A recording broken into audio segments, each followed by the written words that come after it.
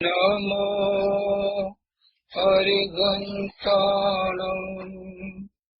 નમો સિદ્ધાણં નમો આયર્યાણં નમો જયાણં નમો લોલસવસાહુણાં એસો પંચનમોકારો સર્વપાવપણાસનો મંગલાણં સંવેસે પરમં હવૈ મંગલમ અજ્ઞાનતિમિરંધાનાં જ્ઞાનાંજનશલાકયા નેત્રયોન્મિલિतं येन તસ્मै શ્રીગુરવે નમઃ મુખાદેવ્યાકુક્ષિરત્નં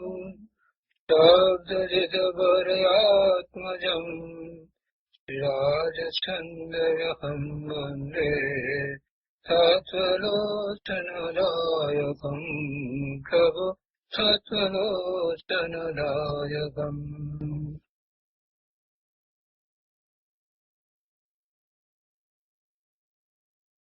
આત્મસિદ્ધિ.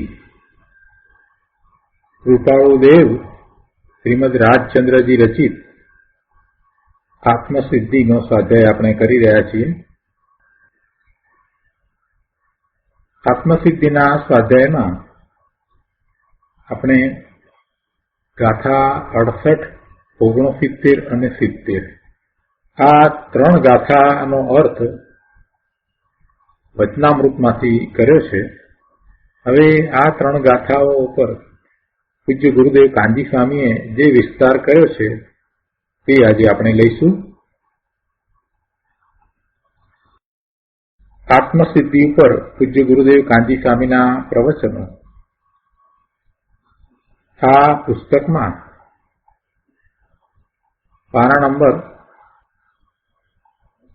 220 ગાથા 68 એનો વિસ્તાર કરતા ગુરુદેવ સમજાવે છે. 68મી ગાથામાં જે વાત આવી એને સમજાવે છે. 68મી ગાથામાં એમ કહ્યું કે આત્મા દ્રવ્ય નિત્ય છે, પર્યાયે પલટાય, બાળાદિ વય 3 જ્ઞાન એક ને થાય. બાળક અવસ્થા, યુવાન અવસ્થા, વૃદ્ધાવસ્થા આ બધી અવસ્થાઓનું જ્ઞાન કરનારું એક જ છે. એ અવસ્થા સાથે આત્મા નાશ પામતો નથી. બધી અવસ્થા વખતે એનો એ જ આત્મા છે અને એનું જ્ઞાન એ જ ભગવાન આત્મા કરે છે. એટલે દ્રવ્ય તો ત્રિકાળ એનું એ જ રહે છે. જે બદલાવ છે, જે પલટો છે એ ક્યાં છે? એ તો પર્યાયમાં છે. પલટવું તો પર્યાયમાં થાય છે. દ્રવ્ય તો ત્રિકાળ ધ્રુવ છે. ગુરુદેવ અહીંયા એ વાતને સમજાવે છે. ગુરુદેવ કહે છે કે શિષ્યની શંકા છે કે ઘડીમાં ઈચ્છા, ઘડીમાં અનિચ્છા એમ વૃત્તિનો પલટો થયા કરે છે, માટે આત્મા અનિત્ય છે. શુભ ભાવ પણ થાય ને અશુભ ભાવ પણ થાય ને કરવાના ભાવ પણ થાય ને ભોગવવાના ભાવ પણ થાય ને આવું બધું જે ચાલ્યા કરે છે એટલે આત્મા અનિત્ય છે એવી શિષ્યને શંકા થઈ છે. તો શ્રી ગુરુ એ શંકાનું સમાધાન કરે છે. અહીંયા એનો ઉત્તર આપતા કહે છે કે આત્મા દ્રવ્ય છે, તે સદાય ટકીને અવસ્થાપણે બદલ્યા કરે છે. દ્રવ્ય તો ત્રિકાળ રહે છે, પણ સાથે સાથે એ દ્રવ્ય એવું છે કે એની અવસ્થાઓ બદલાય. એમ નથી કે એની અવસ્થા ન બદલાય.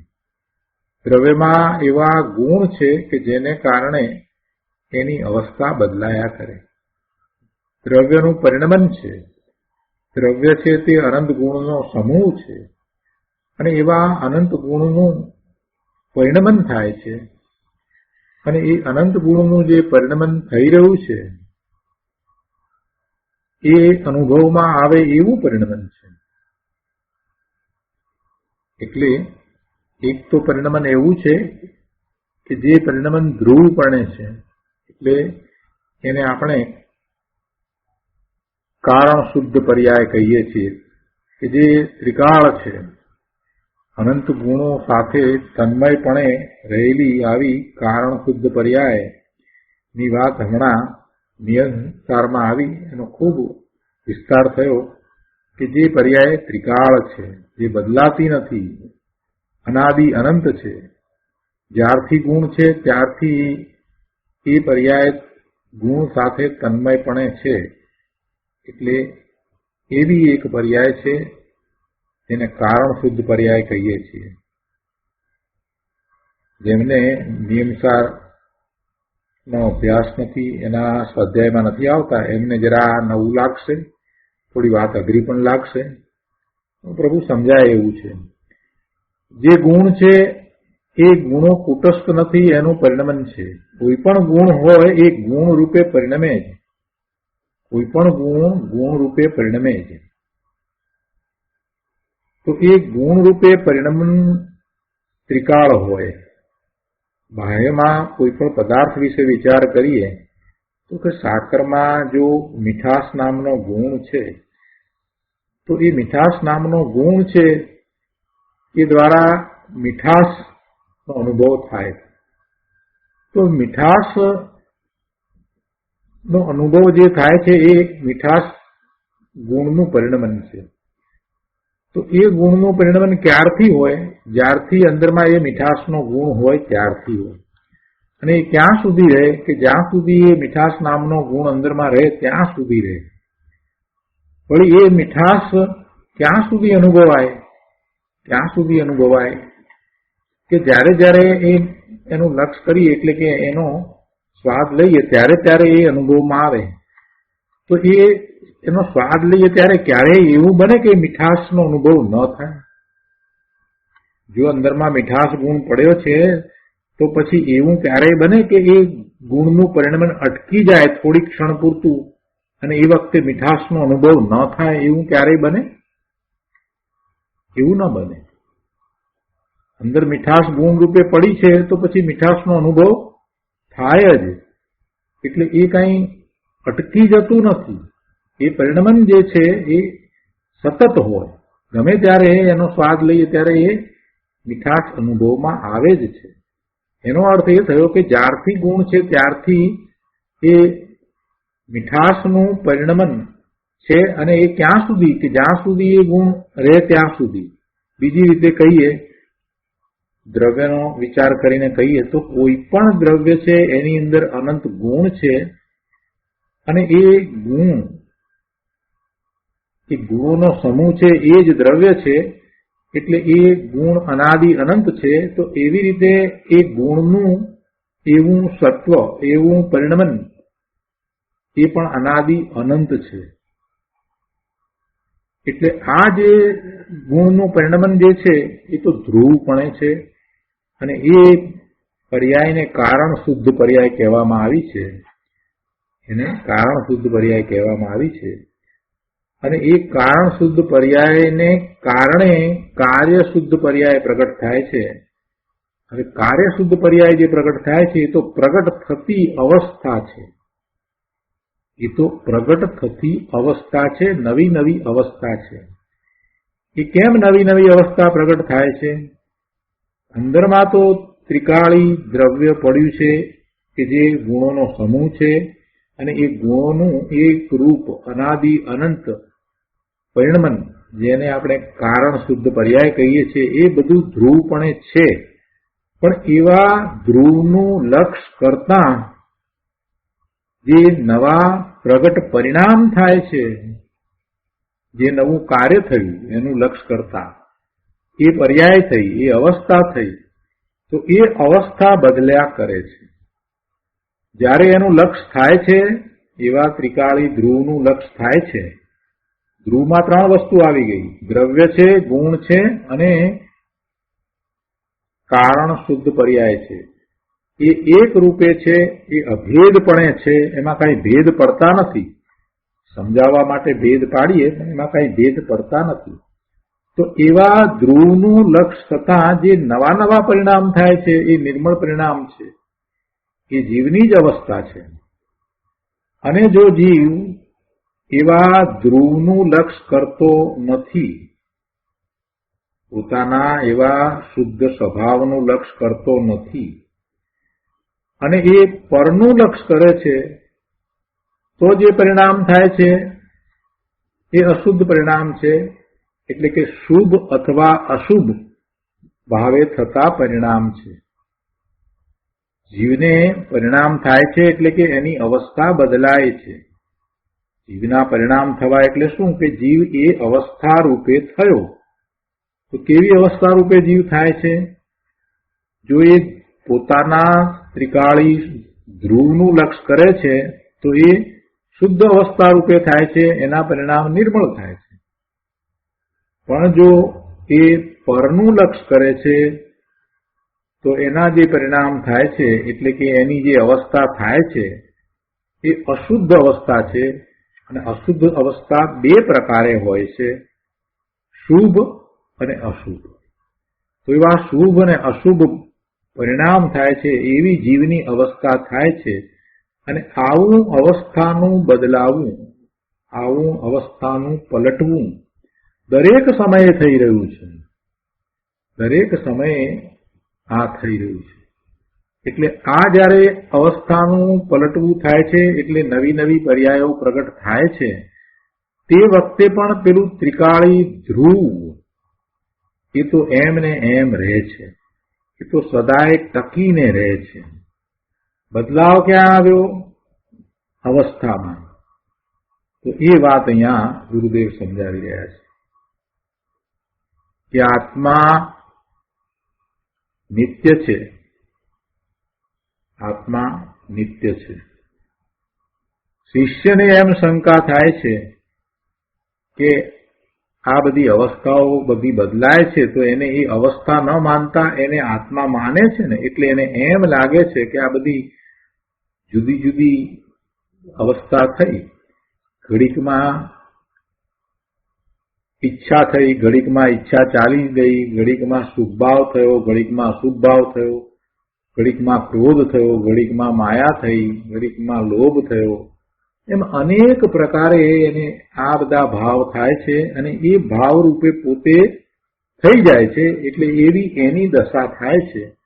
તો એને એ પોતે આત્મા સમજે છે. એને એ આત્મા સમજે છે. શિષ્યને શા માટે આ શંકા થઈ? કેમ કે એ આત્માના સ્વરૂપને જાણતો નથી ને, એટલે જે વર્તમાન વર્તતી પલટતી જે પોતાની પર્યાય જીવની જે દશા છે એને જ એ આત્મા માને છે. એટલે એને એમ થાય છે કે આ તો આત્મા તો બદલાયા કરે છે, એટલે આત્મા તો નિત્ય લાગતો નથી. એટલા માટે આવી શંકા થઈ. અને જુઓ એક વાત છે અહીંયા કે આ શંકા જે થઈ છે ને, આ વાત બૌદ્ધમાં તો એમ જ છે. બૌદ્ધ દર્શનની અંદર તો એવી જ માન્યતા છે કે જે સમયે એ ક્રોધ થયો એ વખતે ક્રોધ કરવા વાળો જીવ હતો, પછી ક્રોધ શમી ગયો અને પછી શાંતિ થઈ તો એ વખતે શાંતિ રૂપે રહેલો જીવ એ બીજો જીવ છે. પછી પાછો શાંતિ શમી ગયા પછીથી હર્ષ થયો તો એ હર્ષ થયો એ જીવ ત્રીજો જીવ છે. એટલે એને એ જે અવસ્થાઓને માનતા નથી, એને જીવ તરીકે માને છે. જે અવસ્થા છે એને એ જીવ તરીકે માને છે. એટલે જૈન દર્શનની દ્રષ્ટિએ કહીએ તો બૌદ્ધ છે તે માત્ર પર્યાયને જ માને છે, પર્યાયને જે આત્મા માને છે, એ દ્રવ્યને તો માનતા જ નથી. આપણે એ વાતને સમજીએ છીએ કે જે આ બદલાવ આવે છે એ બધો બદલાવ છે તે પર્યાયમાં છે અને એ વખતે પણ ટકીને રહેવા વાળું પોતાનું ત્રિકાળી દ્રવ્ય તો છે ને છે. એટલે એ નિત્ય છે. જો એવું દ્રવ્ય ત્રિકાળી ન હોય તો પછી અવસ્થા કોની થાય? અવસ્થા કોની થાય? અને એ વાતને પછી અહીંયા ઉદાહરણ દ્વારા સમજાવી છે કે એનું એ જ એ જીવ રહે છે. એ અવસ્થા થાય છે તે વખતે પણ એનું એ જ ત્રિકાળી દ્રવ્ય રહે છે. કેમ કે એને પૂર્વે જે અવસ્થા હતી એનું પણ જ્ઞાન થાય છે, ભવિષ્યમાં થનાર અવસ્થા વિશે પણ એ જ્ઞાન કરે છે. એનો અર્થ એ થયો પૂર્વે જે અવસ્થા હતી એનું પણ એ જ્ઞાન કરે છે, અને એમ એ પૂર્વની અવસ્થાનું પણ જ્ઞાન કરે છે, વર્તમાન અવસ્થાનું પણ જ્ઞાન કરે છે. તો એનો અર્થ એ થયો કે જીવ પૂર્વે પણ હતો અને અત્યારે પણ છે, તો જીવ એનો એ જ છે. અહીંયા આપણે ગાથા 68, 69 અને 70 ની વાત કરી રહ્યા છીએ. આત્મસિદ્ધિની ગાથા 68, 69 અને 70 ની વાત કરી રહ્યા છીએ. આ ગાથામાં આત્માના નિત્યપણા સંબંધીની વાત કરવામાં આવી છે, અને એમાં એમ કહ્યું 68મી ગાથામાં કે આત્મા દ્રવ્ય નિત્ય છે, પર્યાયે પલટાય, અને બાળ આદિ વય ત્રણેયનું જ્ઞાન એકને થાય.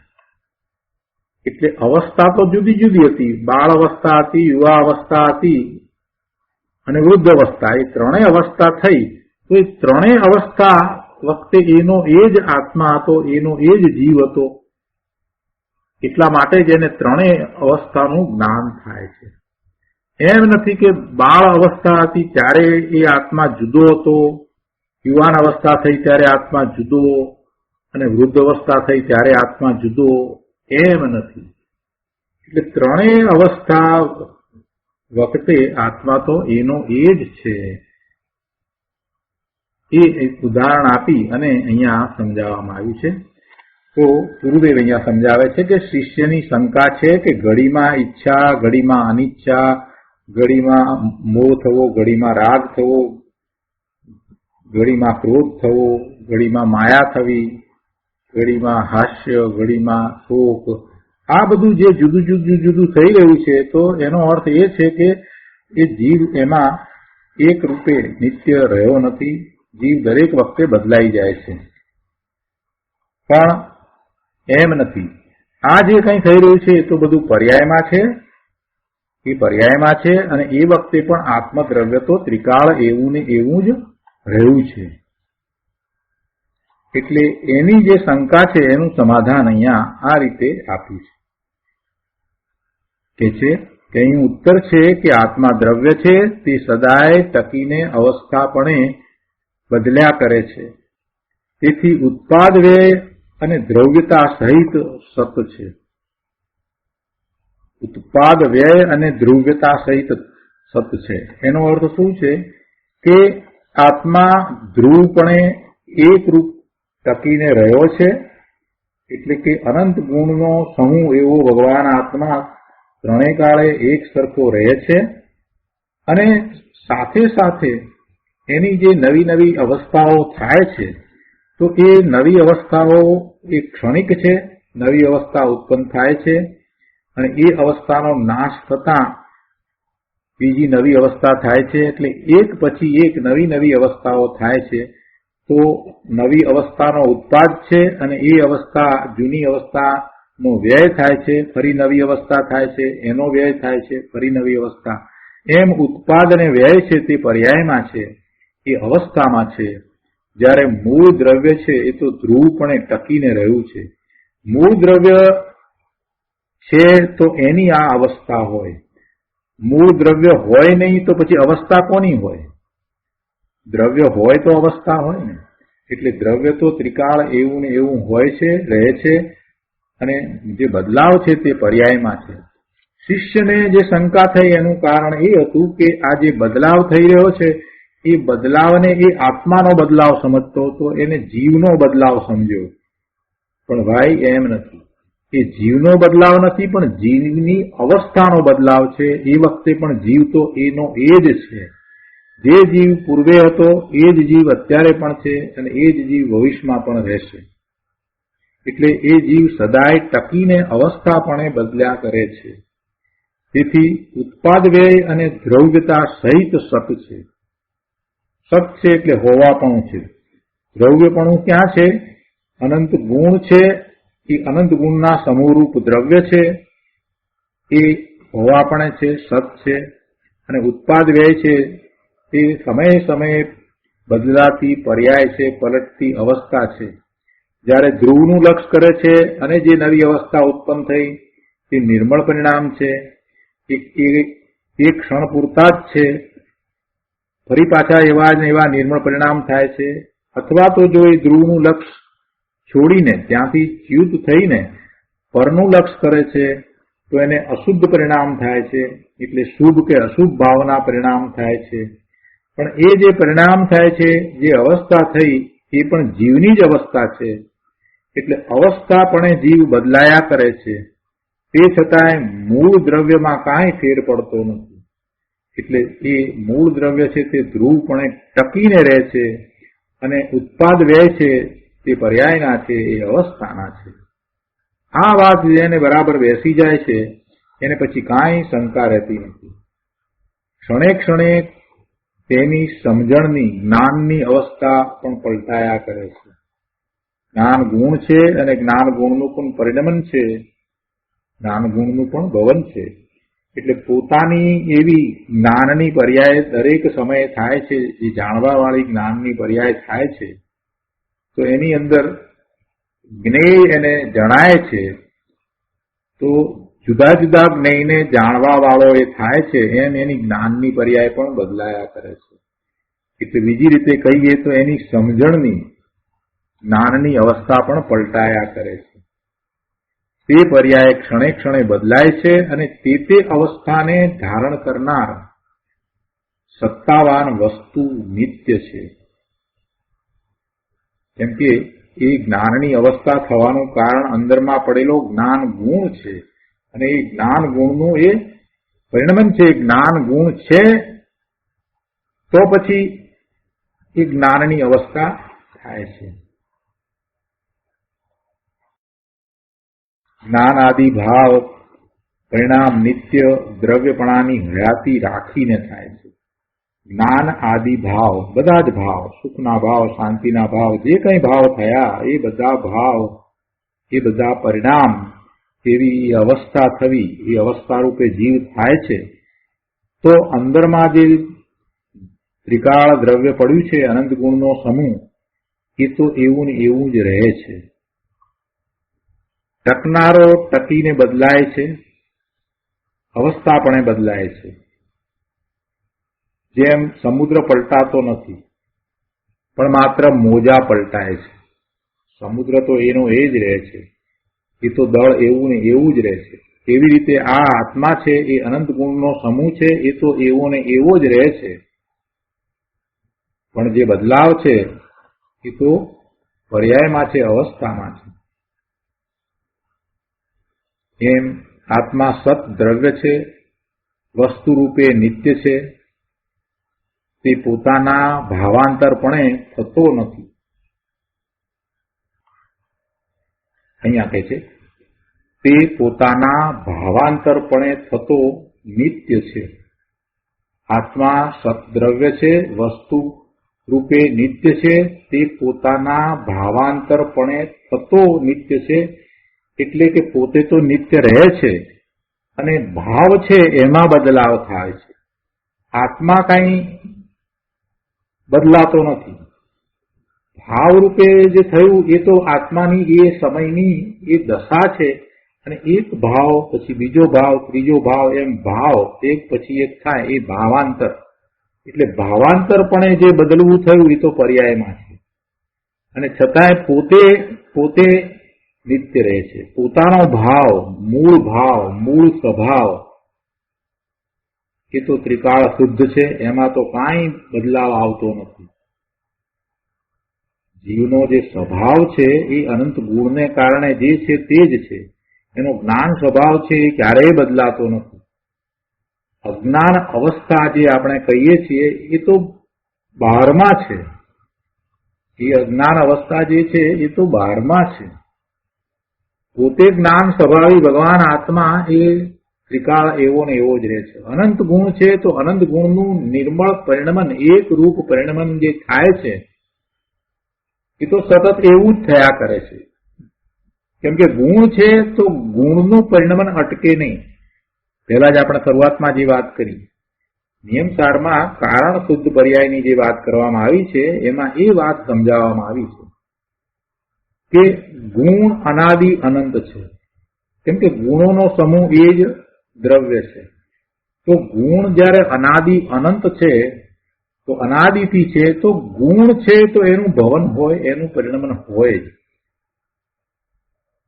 સાકરનું ઉદાહરણ આપણે પહેલા લીધું, ફરીથી લઈએ કે સાકર છે તો સાકરની અંદર મીઠાશનો ગુણ છે અને આ મીઠાશનો અનુભવ આપણને થાય છે. એ મીઠાશનો અનુભવ ક્યારે થાય છે કે જ્યારે એ સાકરનો સ્વાદ લઈએ છીએ ત્યારે થાય છે.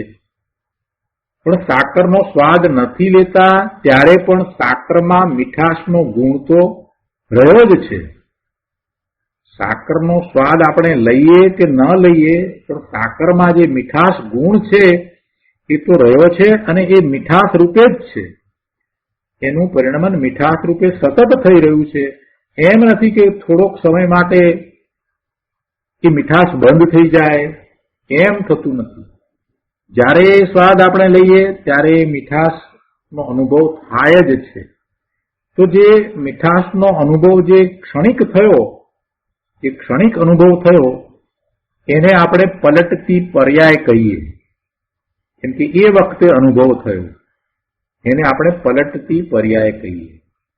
અને જે અંદરમાં જે ગુણ પડ્યો છે જે મીઠાશનો, તો એ મીઠાશ રૂપે એનું પરિણમન ભવન એ તો જ્યારથી એ ગુણ છે ત્યારથી છે. અને એ ક્યાં સુધી એવું ભવન હોય, એવું પરિણમન હોય કે જ્યાં સુધી એ મીઠાશ ગુણ સાકરમાં છે ત્યાં સુધી એવું ને એવું પરિણમન થાય. અને એને કારણ શુદ્ધ પર્યાય કહેવામાં આવે છે. અનંત ગુણ છે અને બધા ગુણો સાથે તન્મયપણે ત્રિકાળ રહેતી એ પરિણતિ છે, એ ગુણની પરિણતિ છે.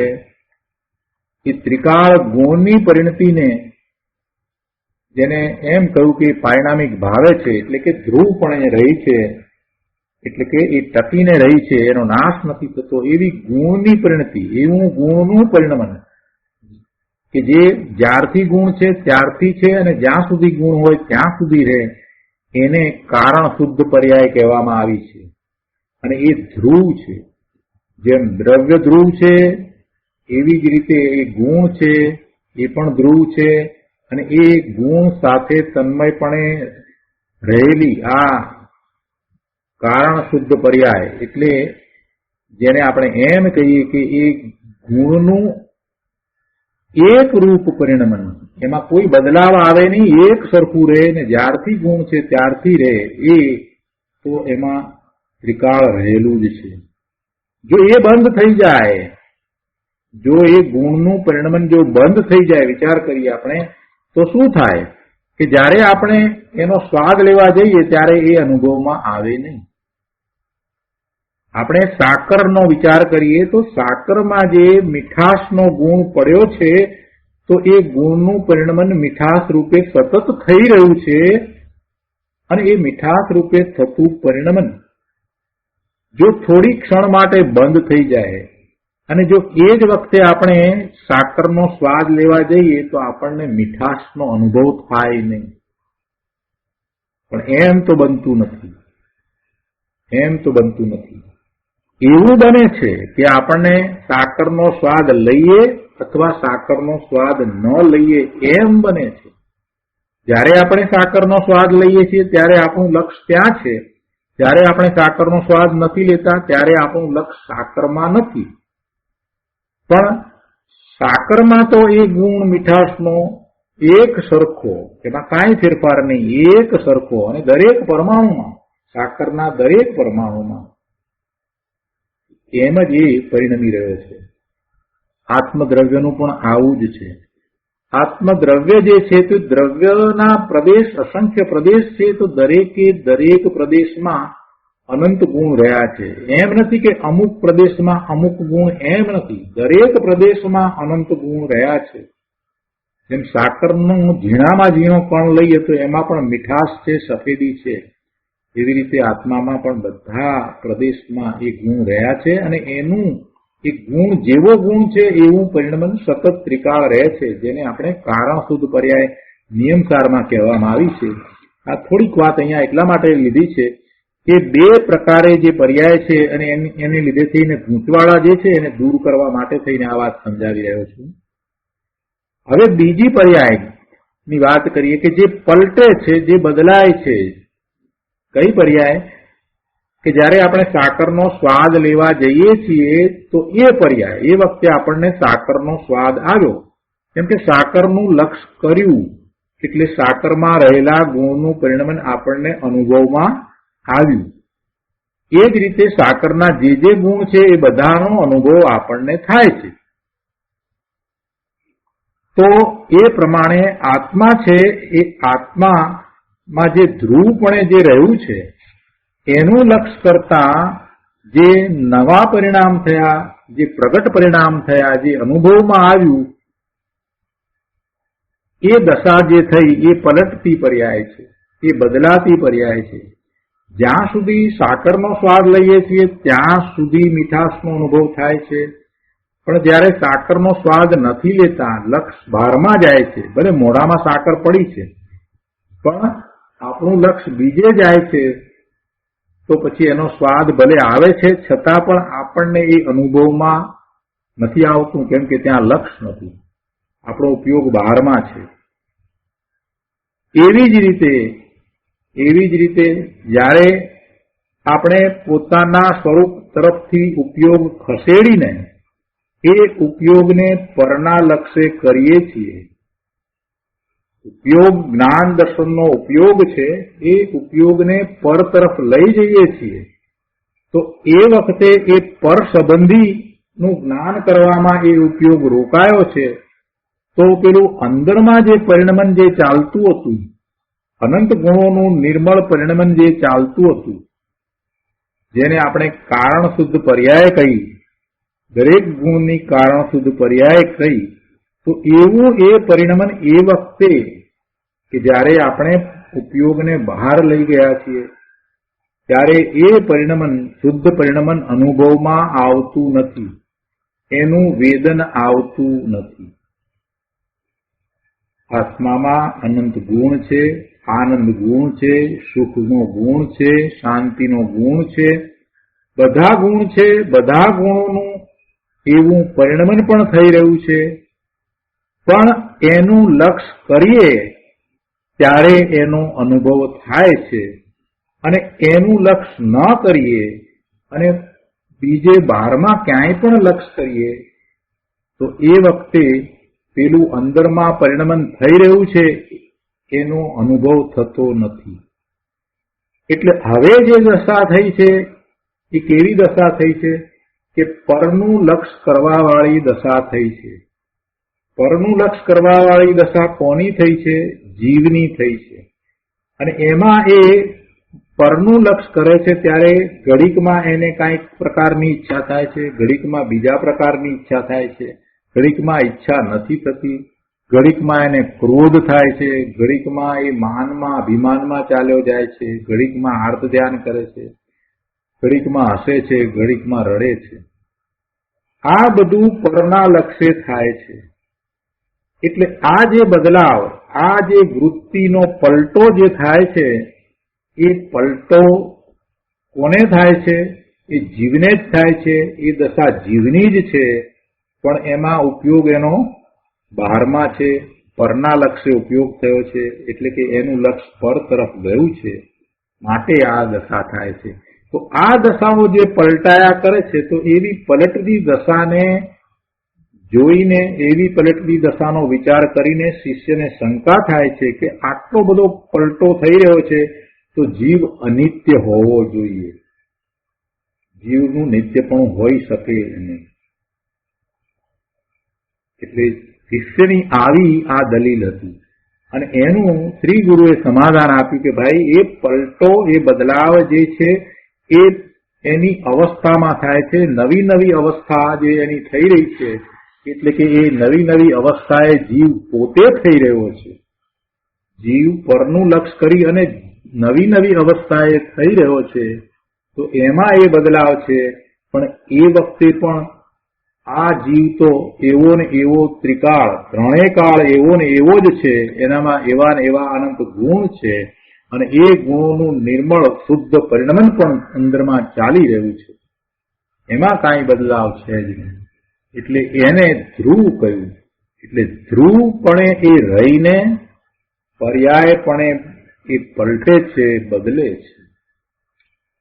એટલે એમાંથી જ આપણને મોક્ષનો માર્ગ સમજાય છે કે જો હું લક્ષ્યને પર તરફથી ખસેડીને સ્વ તરફ જો લઈ જાઉં છું તો મારામાં રહેલા અનંત ગુણોનું જે એક રૂપ નિર્મળ પરિણમન છે, આનંદ સુખ શાંતિનું જે પરિણમન છે, એનો મને અનુભવ થાય છે. અને આ અનુભવ થયો એ નવી પર્યાય થઈ, એ નવી અવસ્થા થઈ, એ પલટતી અવસ્થા થઈ. અને એ અવસ્થા જેટલો સમય સ્વરૂપનું લક્ષ્ય કરે છે તેટલો સમય જ રહે છે. ફરી પાછો ત્યાંથી એ ચ્યુત થઈને, એટલે કે સ્વરૂપનું લક્ષ્ય છોડીને પરનું લક્ષ્ય કરે છે તો એને શુભ કે અશુભ ભાવ થાય છે, અને એમ એને વૃત્તિનો પલટો થયા કરે છે. આ વાતને સમજવાની જરૂર છે. જેને આ વાત સમજાઈ ગઈ છે એને માટે હવે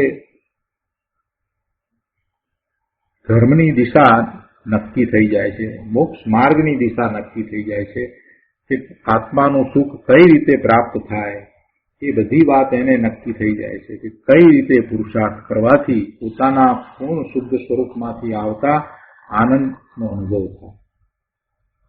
તો પર્યાયને આપણે આ રીતે બરાબર જ સમજવાની છે. એટલે જે બદલાવ છે તે પર્યાયમાં છે. ફરી ફરીને આનો વિચાર કરજો. ફરીને જરૂર લાગે તો આજે જે વાત કરી છે એને ફરીથી સાંભળશો, બહુ સ્પષ્ટતા થઈ જશે. આમાં નિયમસારની બહુ મોટી વાત આપણે સાથે ટૂંકમાં લઈ લીધી છે. નિયમસારમાં તો એના કારણ શુદ્ધ પર્યાયના 5 સ્વાધ્યાય થયા છે, ત્યાર પછીથી કાર્ય શુદ્ધ પર્યાયની પણ વાત થઈ છે. ઘણો બધો વિસ્તાર થયો છે, પણ એની જે એસન્સ રૂપ વાત, જે મહત્વની વાત હતી, એ આપણે અત્યારે આ રીતે લઈ લીધી છે. કે ઘણા લોકો આત્મસિદ્ધિના સ્વાધ્યાયમાં આવે છે પણ નિયમસારના સ્વાધ્યાયમાં નથી આવતા. એમને એમ છે કે નિયમસારનો સ્વાધ્યાય અઘરો પડશે. પ્રભુ એમ નથી.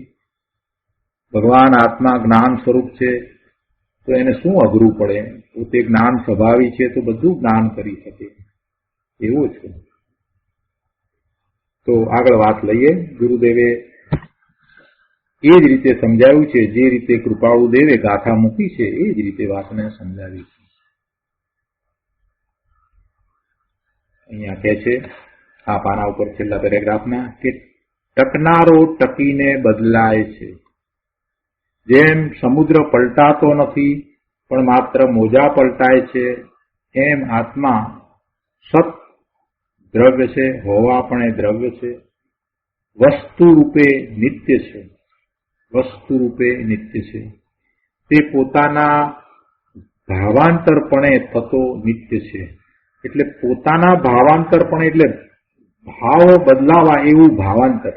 તો એ ભાવાંતર જે થાય છે એ પર્યાયમાં, એના મૂળ દ્રવ્યમાં ભાવાંતર નથી થતું. એટલે ભાવાંતરપણે થતો એટલે પર્યાયમાં થતો, ભાવાંતરપણે પર્યાયમાં થતો પોતે નિત્ય રહે છે. નિત્યતામાં કાંઈ અંતર આવતું નથી. નિત્યતાની અંદર જે ભાવ છે, નિત્યપણું છે, એમાં જે એનો સ્વભાવ છે, જે ભાવ છે, એના ગુણને કારણે છે, એમાં કાંઈ ફેર પડતો નથી. અંદરનો એક પણ ગુણ મલિન થતો નથી. અંદરમાં રહેલ ગુણમાં કોઈ મલિનતા થતી નથી. કેટલીક વખત સમજાવતા શાસ્ત્રની અંદર કોઈક વખત ક્યાંક કોઈક કહે છે, તો પંડિતો ઘણી વાર એમ કહે છે કે સમ્યક્ત્વ ગુણનું વિપરીત પરિણમન એટલે મિથ્યાત્વ. પણ એમ નથી. સમ્યક્ત્વ ગુણ સમ્યક્ત્વ રૂપે જ અંદરમાં પરિણમી રહ્યો છે. એ અંદરમાં રહેલો ગુણ છે એના ભાવમાં કોઈ દિવસ ક્યારેય ફેર પડે જ નહીં.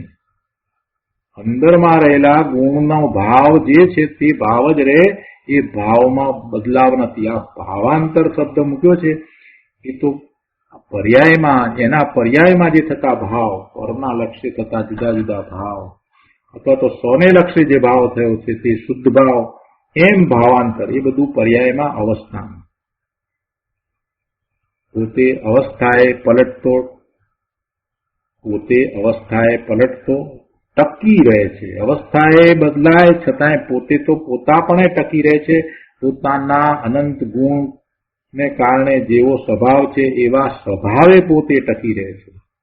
એ ટકી રહે છે એ બહુ મહત્વનું છે. જો ટકી ન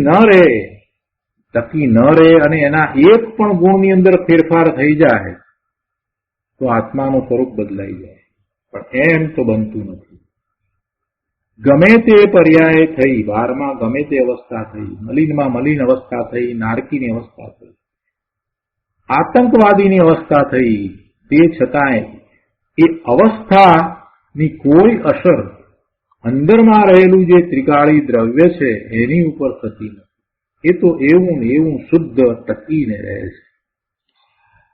અને આ વાતને પકડીએ ત્યારે ખ્યાલ આવે છે કે ઓહો, મારું આવું સ્વરૂપ છે જે અનંત કાળથી આવી ગમે તેવી પર્યાયમાં ગયું, કીડીની પર્યાયમાં ગયું, મચ્છરની પર્યાયમાં ગયું, નારકીની પર્યાયમાં ગયું, એ આતંકવાદી થયું, એ ક્રૂર ભાવે થયું, તે છતાંય એ દ્રવ્યમાં કાંઈ ફેર પડ્યો નથી. દ્રવ્ય તો ત્રિકાળ શુદ્ધ જ રહ્યું છે. એ બધું જે થયું તે પર્યાયમાં થયું. હું ભગવાન આત્મા ત્રિકાળ શુદ્ધ છું. અને જો ત્રિકાળ શુદ્ધ છું તો એવા ત્રિકાળ શુદ્ધ મારા સ્વરૂપનું લક્ષ કરતા મને એનો અનુભવ અવશ્ય થાય. એનો અનુભવ મને ન થાય એમ બને જ નહીં. બહુ સરસ વાતો છે. બધી શાંતિથી સમજવા જેવું છે. તત્વને જેમ છે તેમ સમજીએ તો દ્રષ્ટિ બદલાઈ જાય છે, શ્રદ્ધા બદલાઈ જાય છે. આપણી વિપરીત ઊંધી શ્રદ્ધા, ઊંધી માન્યતા બધી ચાલી જાય છે. અહીંયા આ ગાથામાં જે વાત આવી એ વાતને ગુરુદેવ સમજાવે છે કે જો બાળક અવસ્થા હતી ત્યારે પોતાને બાળક માનતો હતો, યુવાન થયો ત્યારે પોતાને એ યુવાન માનતો હતો, અને વૃદ્ધાવસ્થામાં એ પોતે વૃદ્ધ જણાયો. પૂર્વ અવસ્થા એટલે કે બાળકની અવસ્થા કે યુવાનની અવસ્થા અત્યારે જયારે વૃદ્ધ થયો છે ત્યારે તો એ અવસ્થા રહી નથી. એટલે એ અવસ્થા તો નાશ પામી. પણ તે પલટનારને જાણનાર તો નિત્ય રહ્યો. એટલે પલટનાર તો એ બધી અવસ્થાઓ હતી, જે પલટાઈ એ બધી અવસ્થા, એ અવસ્થાને જાણનારો તો નિત્ય રહ્યો જ છે. એ ત્રણેય અવસ્થામાં નિત્યપણાનો ભેદ ન થયો. એ ત્રણેય અવસ્થામાં નિત્યપણાનો ભેદ ન થયો. અવસ્થાઓ હતી એ તો અનિત્ય હતી. અવસ્થાઓ હતી એ તો અનિત્ય હતી. અને અવસ્થાઓ તો બદલાઈ. એ અવસ્થાઓ નિત્ય ન હતી. પણ એ અવસ્થાનું જ્ઞાન એ અવસ્થા ચાલી જવા પછી પણ રહ્યું છે. એટલે અવસ્થાનો નાશ થવા છતાં પણ એ અવસ્થામાં જે જીવ હતો એ જ જીવ બીજી અવસ્થામાં પણ રહ્યો, ત્રીજી અવસ્થામાં પણ રહ્યો. એટલે એમાં કાંઈ ભેદ પડ્યો નહીં. અવસ્થાને કારણે જીવમાં કાંઈ ભેદ પડ્યો નહીં. એટલે નિત્ય જે છે એમાં ભેદ ન થયો. અવસ્થામાં એ બદલાઈ ગયું. નિત્યપણું જે કહ્યું આપણે, જે દ્રવ્યનું મૂળ સ્વરૂપ કહ્યું, એ બદલાયું નહીં. એ બદલાયું નહીં. એ તો એવું ને એવું જ રહ્યું. થોડાક ઉદાહરણો પણ આપ્યા છે કે જેમ કે 8 વર્ષની ઉંમરની વાત જે છે એ 60 વર્ષે પણ યાદ રહે છે ને. હવે 8 વર્ષની ઉંમરમાં જે વાત બની હોય એ અવસ્થા તો ચાલી ગઈ. એ અવસ્થાને ચાલી ગયાને કેટલા વર્ષ થઈ ગયા? 52 વર્ષ થઈ ગયા. છતાં પણ 60 વર્ષની ઉંમરે એ વાત યાદ રહેશે. તો એનો અર્થ શું કે 8 વર્ષની ઉંમરે જે આત્મા હતો એ જ આત્મા અત્યારે 60 વર્ષની ઉંમરે પણ છે. એટલે આ બૌદ્ધની જે માન્યતા છે એનાથી આ જુદી માન્યતા છે. બૌદ્ધ એમ માને છે કે દરેક સમયે સમયે આત્મા બદલાય છે. દરેક સમયે સમયે આત્મા નવો નવો ઉત્પન્ન થાય છે. એટલે દરેક સમયે આત્માનો નાશ થાય છે, નવો ઉત્પન્ન થાય છે. જે આત્માએ પાપ કર્યા હતા એ આત્માનો તો નાશ થયો અને હવે એનો ભોગવવાવાળો આત્મા નવો છે. આવી ઊંધી માન્યતા, આવી વિપરીત માન્યતા બૌદ્ધ દર્શનની છે. માત્ર પર્યાયને જ જાણે છે, અને પર્યાયને જાણે છે એટલું જ નહીં, પણ પર્યાયને એ એમ માને છે કે એ જ આત્મા છે. હવે એમ માનવાથી તો શું થશે? પછી આત્મા રહેશે જ નહીં, આત્મા રહેશે જ નહીં, એવી અવસ્થા આવશે. પણ અહીંયા તો કહે છે કે આત્મા તો ત્રિકાળ ધ્રુવ એવો ને એવો જ રહે છે, એ તો નિત્ય રહ્યો છે. અવસ્થા વખતે પણ એનું નિત્યપણું એમને એમ રહ્યું છે, નિત્યપણામાં કાંઈ ભેદ પડ્યો નથી, એ અભેદ રહ્યો છે. અહીં દેહના નિમિત્તથી વાત કરી છે. દેહ આદિ સંયોગથી રહિત આત્મા પોતે સત રૂપ દ્રવ્ય છે. દેહના નિમિત્તથી વાત એટલે અહીંયા જે આ અવસ્થાઓની વાત કરીને, આ બાળક અવસ્થા અને વૃદ્ધ અવસ્થા ને બધી વાત, તો એ અવસ્થાઓ તો દેહની છે ને, એટલે એ તો સમજાવવા માટે એ દેહની અવસ્થાની વાત કરી. પણ એમાં પણ જણાવવું તો એ છે કે બાળકની જ્યારે અવસ્થા હતી તે વખતે એ બાળકનું તો શરીર છે, પણ જીવની એવી બાળક રૂપ અવસ્થા હતી. બાળક રૂપે તો એ શરીર છે, પણ એ વખતે જીવની એવી બાળક રૂપ અવસ્થા હતી. પછી યુવાન થયો તો એ યુવાન અવસ્થા જીવની લેવાની છે, પણ એમાં એ વખતે શરીર પણ એવું યુવાન હતું. એટલે એ વાતની અહીંયા ગુરુદેવે સ્પષ્ટતા કરી છે કે અહીંયા એ દેહ આદિ સંયોગથી રહિત આત્મા તો છે, એટલે એમાં એમ ન લઈ લેવું કે જે આ ઉદાહરણ આપ્યું છે તો એ જીવની અવસ્થા છે, બાળક અવસ્થા કે બાળકનું શરીર છે એમાં જે બદલાવ છે એ કઈ જીવનો બદલાવ એમ ન લેવું. એ અવસ્થા જીવની એવી હતી, એ વખતે એનું શરીર એવું હતું. એ સ્પષ્ટતા અહીંયા કરી છે. મૂળ વાત તો એ છે કે સિદ્ધાંતમાં એમ કહ્યું છે કે દ્રવ્યથી ઇતિ દ્રવ્યમ, દ્રવ્યત ઇતિ દ્રવ્યમ એટલે જે દ્રવ્ય છે તે દ્રવ્ય છે. દ્રવ્ય છે એટલે પરિણમે છે તે દ્રવ્ય છે. દ્રવ્યનું પરિણમન હોય, છ દ્રવ્યનું પરિણમન હોય જ છે. જે પોતાના ગુણ પર્યાયને દ્રવ્ય છે, એટલે કે પોતાના ગુણોનું પરિણમન થાય છે તે દ્રવ્ય છે. શક્તિ રૂપે જે જ્ઞાન, સુખ, શાંતિ આદિ ગુણ છે તેને આત્મા નવી નવી અવસ્થાપણે બદલાવે છે. તે ત્રણ કાળની અવસ્થાને જાણનારો પોતે દેહની અવસ્થા રૂપ થતો નથી. પોતે તો જાણકાર કે જાણનારો એવો ને એવો જ રહેશે, દેહની અવસ્થા પણ એ થયો નથી. દેહની અવસ્થા દેહને કારણે થઈ, એ તો પૂતગળ જડ એ રૂપે એ થતો નથી. ત્રણેય અવસ્થાની સ્મૃતિ રાખનારો તે અવસ્થાને જાણનારો પોતે જ્ઞાન સ્વભાવી ભગવાન આત્મા નિત્ય છે. આત્માર્થી મુક્ષુને આવી સહેલી ભાષાથી આ શાસ્ત્રમાં સમજાવ્યું તે જ્ઞાનીનો અનંત ઉપકાર છે. એવા કૃપાળુદેવ શ્રીમદ રાજચંદ્રજીનો આપણી ઉપર અનંત ઉપકાર છે.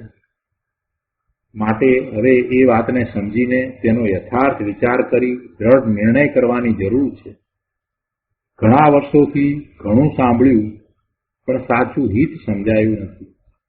તેનું કારણ પોતાની તત્વ પ્રત્યેની અરુચિ છે, અથવા ઓછી રુચિ છે, અથવા તો તત્વને જાણવામાં પોતે પ્રમાદ કરી રહ્યો છે. તત્વને જેમ છે તેમ જાણવું નથી, કાં તો પોતે મતાર્થી છે, પોતાના મતનો આગ્રહ લઈને બેઠો છે. એમ અનેક કારણ હોઈ શકે. પણ એ બધા કારણને છોડીને સરળતાને ગ્રહણ કરીને દિનેશ્વર ભગવાનની વાણીમાં જે પરમ સત્ય પ્રકાશ્યું છે એ જ પરમ સત્ય છે, માટે એને સ્વીકાર મારે કરવો છે. એવા ભાવ સહિત જો શાસ્ત્ર અભ્યાસ કરવામાં આવે તો બધું બરાબર જેમ છે તેમ સમજાય એવું છે. આ આત્મસિદ્ધિ શાસ્ત્રમાં યથાર્થ ઉપાય અને સમજણની રીત બતાવી છે. જીવની નિત્યતા દ્રઢ નિર્ણયથી સમજાય, જીવની નિત્યતા વિશેનો નિર્ણય દ્રઢ થઈ જાય તો પછી રાગી દ્વેષી થવા રૂપ અજ્ઞાન દશા રહે નહીં. જીવની નિત્યતાનો બરાબર યથાર્થ નિર્ણય થાય તો પછી પોતે નિત્ય છે એમ ભાન થાય છે. જીવ નિત્ય છે એમ કહેવા કરતા એમ કહેવું કે હું નિત્ય છું. ઘણી વાર આપણે આ વાત તો કરી છે કે સ્વાધ્યાયમાં તમે બેઠા હો ત્યારે આત્માની વાત આવે ત્યારે પોતાની ઉપર જ લેવી તો જ સાચો સ્વાધ્યાય થશે, અન્યથા પંડિતાઈ થશે. આપણે પંડિતાઈ નથી કરવી, આપણે સ્વાધ્યાય દ્વારા પોતાના સ્વરૂપની પ્રાપ્તિ કરવી છે. જ્યાં જ્યાં આત્માની વાત આવે, જીવની વાત આવે ત્યારે એ મારી વાત છે એમ પોતાની ઉપર જ લેવું. જીવની નિત્યતા કહેતા, આત્માની નિત્યતા કહેતા મારી નિત્યતા છે. હું નિત્ય છું, હું અનાદિ અનંત છું, હું અનાદિ અનંત છું. અને જો હું અનાદિ અનંત છું તો મારી જે વર્તમાન થતી જે પલટતી દશા એ કયા પ્રકારે હોઈ શકે? તો કે અનંત પ્રકારે હોઈ શકે. એમાં તો તિર્યંચની દશા પણ હોઈ શકે, એકેન્દ્રિયની દશા પણ હોઈ શકે, મનુષ્યની પણ હોય, પતેન્દ્રિયની હોય, સંઘની અસંગની પતેન્દ્રિયની થાય, દેવની થાય. આ બધી પલટતી અવસ્થાઓ થઈ શકે. તો હવે મારે નિર્ણય કરવાનો છે કે મારે કઈ પર્યાયમાં રહેવું છે. આ જે પર્યાય કઈ, આ ચાર ગતિ જે છે એ પર્યાય છે, તો એમાં ચાર ગતિમાંથી કઈ ગતિ સારી છે જેમાં હું રહું? કોઈને એમ થાય કે દેવની ગતિ સારી છે તો દેવની ગતિમાં રહીએ, કાયમ માટે દેવની ગતિમાં રહીએ. પણ પ્રભુ દેવની ગતિની અંદર પણ શું છે? તું જેટલો મોટો દેવ છે એના કરતા બીજો મોટો દેવ છે એની તને ત્યાં પણ ઈર્ષા થાય છે. કેમ કે તને તારા આત્માનું સાચું સ્વરૂપ સમજાયું નથી ને એમાંથી આવતા આનંદનો અનુભવ નથી થયો, તો તું 12મા સુખની શોધ કરે છે. તો તને એ દેવલોકના સુખ છે એ પણ તને ઓછા પડે છે અને બીજા દેવને જે અનુકૂળતાઓ વધારે સુખ લાગે છે એની તને તૃષ્ણા થાય છે, તને એની આસક્તિ થાય છે. એટલે દેવ ગતિમાં તો આસક્તિ અને તૃષ્ણા ઘણી જ હોય છે. સમ્યક દ્રષ્ટિ દેવની વાત જુદી છે, પણ સમ્યક દર્શન વિનાનો જે દેવ છે એને તો આસક્તિ ને તૃષ્ણા ઘણી જ હોય. અને દેવના આયુષ્ય ઓછામાં ઓછું 10,000 વર્ષનું આયુષ્ય. હવે વિચાર કરો કે 10,000 વર્ષ સુધી એવી આસક્તિ અને તૃષ્ણાના ભાવે રહીએ તો કેવા કર્મનો બંધ થાય, કેવા પાપનો બંધ થાય, અને એના ફળ સ્વરૂપે પછી શું મળે? પછી તિર્યંચમાં જ જવાનું થાય. એટલે જે સમ્યક દર્શન વિનાના દેવ છે, સમ્યક દર્શન રહિત દેવ છે, એ બધા તો પછી મોટા ભાગે તિર્યંચમાં જ જાય છે. કે કેટલાય વર્ષો સુધી એ આસક્તિમાં એમાં જીવે છે, ઈર્ષામાં જીવે છે. અહીંયા મનુષ્યમાં આપણે ઈર્ષા, આસક્તિ આ બધા ભાવ હોય છે ને, એવા જ ભાવ ત્યાં પણ દેવને પણ હોય છે. પણ જેની દ્રષ્ટિ સ્વરૂપ તરફ વળી છે, જેને સ્વરૂપમાંથી આવતા આનંદનો અનુભવ થયો છે, એને જ શાંતિ છે. એને પછી 12માંથી કાંઈ સુખની પ્રાપ્તિ કરવી નથી એવો ભાવ હોય છે. એટલે એ દેવ હોય કે મનુષ્ય હોય, બંનેની દશા એક જ જેવી છે. જ્યાં સુધી સ્વરૂપનો અનુભવ નથી થયો ત્યાં સુધી એ 12મા સુખની શોધમાં એમાં જ રચ્યો રહે છે. અને એને પરિગ્રહની દ્રષ્ટિ જતી જ નથી. એમ કહીને આ વસ્તુ મેળવું, આ વસ્તુ મેળવું, આ મેળવું, આ મેળવું, આ મેળવું, એ એને પણ રહ્યા જ કરે છે. દેવ ગતિની અંદર કાંઈ સુખ છે એમ નથી. કોઈ પણ ગતિ થાય છે તો એ આયુષ્યનો એટલો બંધ પડ્યો છે ત્યાં સુધી જે ગતિ રહે છે, પછી એ એટલું આયુષ્ય પૂરું થતા ત્યાંથી પછી એ ગતિમાંથી નીકળવાનું થાય જ છે. એટલે ચાર ગતિમાંથી કોઈ પણ ગતિમાં સુખ નથી. તો હવે શું કરવું? હું તો અનાદિ અનંત છું ને અનંત કાળ સુધી મારે રહેવાનું છે, અને આ ચારમાંથી એક પણ ગતિમાં જો સુખ નથી અને પછી એક ગતિમાંથી બીજી ગતિમાં જવું પડે ને દુઃખિત થવાનું હોય તો કાંઈક એનો રસ્તો કાઢવો પડે. અને એનો રસ્તો એ છે કે પંચમ ગતિ એટલે સિદ્ધની ગતિ. સિદ્ધની ગતિ એક જ એવી ગતિ છે કે જેમાં શાશ્વત સુખ છે. એક વખત એવી દશા, સિદ્ધની દશા થયા પછીથી એ દશામાં પલટો આવતો નથી. એવી ને એવી દશા થયા જ કરે છે, રહ્યા જ કરે છે, રહ્યા જ કરે છે, રહ્યા જ કરે છે, રહ્યા જ કરે છે. એ શાશ્વત સુખ અને આનંદની દશા છે. જો મારે અનંતકાળ સુધી રહેવાનું છે તો પછી મારે એ સિદ્ધની દશા જ પ્રગટ કરવી જોઈએ. આવો નિર્ણય થઈ જાય છે. અને જેને આવો નિર્ણય થઈ જાય છે એ પછી સિદ્ધ દશા કેમ પ્રગટ કરવું એના પુરુષાર્થ તરફ વળે છે. હવે આ બધી વાત ક્યાંથી સમજાય? તત્વને સમજે નહીં તો આ વાત એને ક્યાંથી સમજાશે? એટલે ગુરુદેવ અહીંયા કહે છે કે ભાઈ, જો તને તત્વની રુચિ નથી તો પછી તું ક્યારેય સુખી નહીં થાય. પોતાની તત્વ પ્રત્યેની અરુચિ છે એને કારણે જ તું અનાદિથી દુઃખી થયો છો. વસ્તુના સ્વરૂપને જેમ છે તેમ જાણ્યું નથી. અજ્ઞાન અવસ્થામાં મિથ્યાત્વને કારણે ઊંધી માન્યતાઓ કરી અને રાગ દ્વેષ કરી અને તું અનાદિનો ભવના ભ્રમણ કરી રહ્યો છે. અહીંયા કૃપાળુદેવ શ્રીમદ રાજચંદ્રજીએ આ આત્મસિદ્ધિ શાસ્ત્રમાં સુખી થવાનો, શાશ્વત સુખનો યથાર્થ ઉપાય સમજાવ્યો છે, એની રીત બતાવી છે.